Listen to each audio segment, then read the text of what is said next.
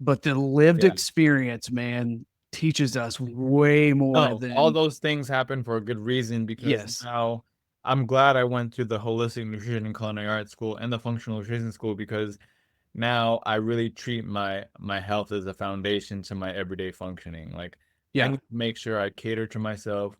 I take time to commit self-care to myself, whether it's cooking for myself, whether it's getting out and moving or whatnot, because I need to make sure I take care of myself so I could be the best version of myself to bring to other people in my network, whether it's my family, whether it's my friends, whether it's my networking partners, customers, prospects. Like I want to be the sharpest mind out there, or the sharpest mind better than I was the day before.